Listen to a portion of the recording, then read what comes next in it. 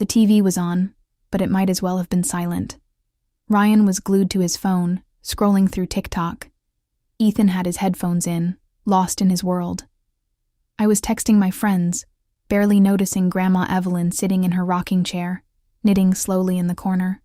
She broke the silence. "I made your favorite cookies," she said, her voice soft. But no one responded.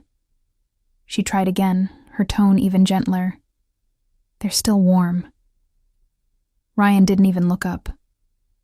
"Can you not talk so loud? I'm recording," he mumbled. I didn't even blink. Grandma just nodded quietly, as if the rejection didn't hurt her. Dinner time was always the same. Grandma began to tell one of her stories. "When I was your age, we didn't even have electricity in our house." I sighed, loudly enough for everyone to hear. "Here we go again," I muttered under my breath.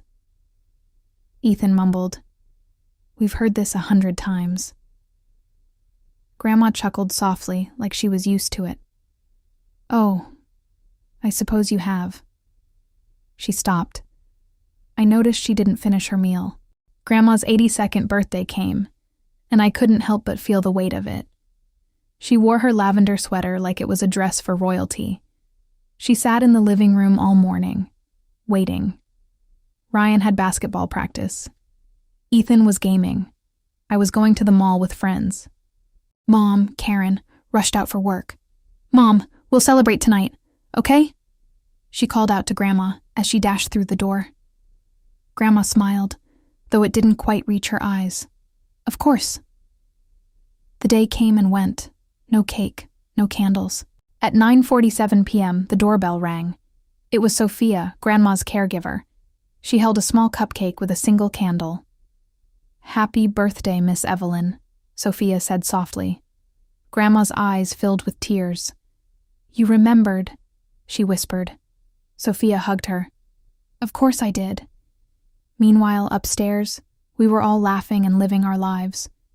But Grandma, she was forgotten. A week later, I overheard Ryan complaining, "I can't believe we're stuck in this old house because of Grandma." Mia nodded. "If she moved into a home, we could sell this place and get something nicer." Ethan shrugged. "She's just always here." The words felt like they were slicing through me, but I didn't say anything. Grandma was standing in the hallway, listening. I didn't notice her at first. She just stood there, her hand shaking on her cane. "She's just always here," Ethan had said. She turned slowly, leaving quietly for her room. And then I heard it.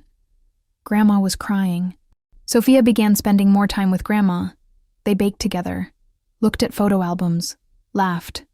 I couldn't even remember the last time I'd laughed with her. "You know," Grandma said one afternoon, "you remind me of myself when I was young."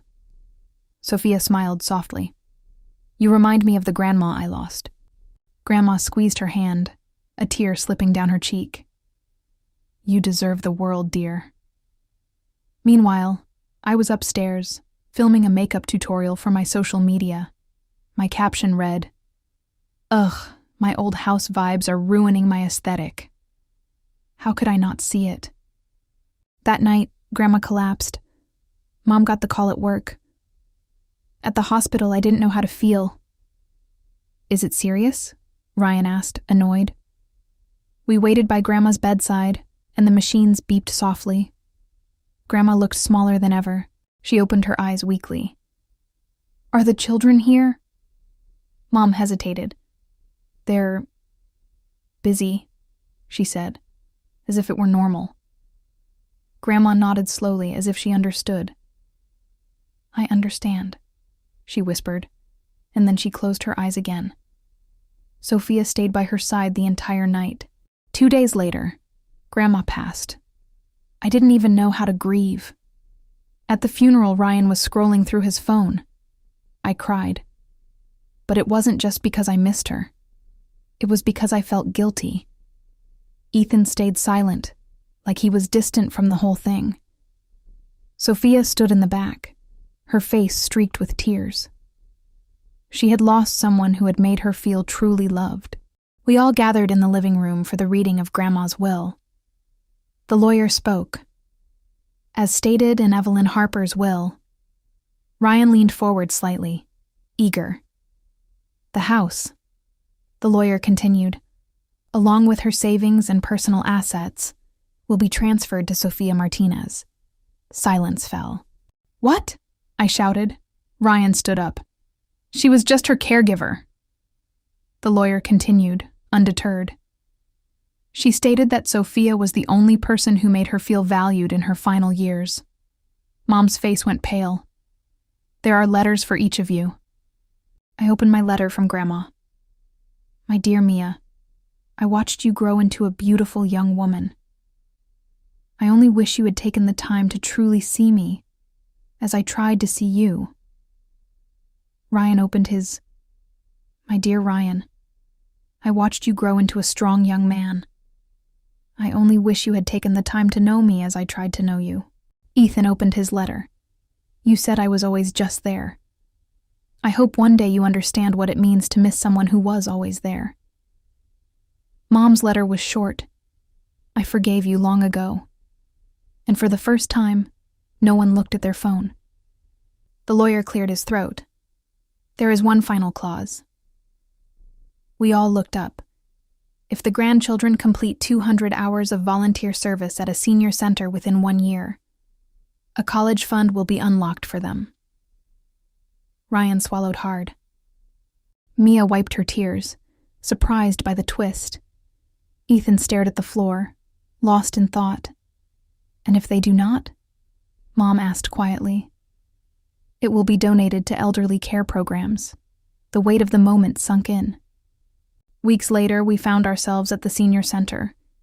The elderly woman looked up at Ryan. Can you help me with this puzzle? He hesitated, then sat down beside her.